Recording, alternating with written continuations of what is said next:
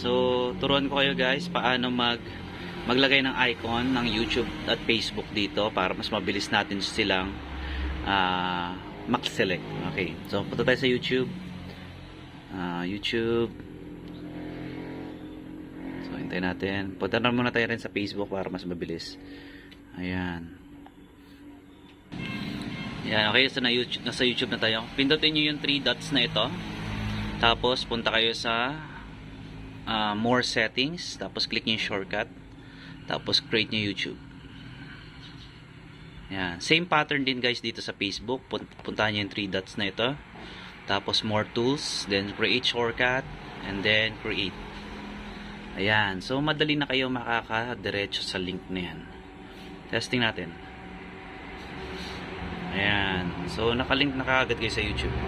So, ganun kasimple. Thank you.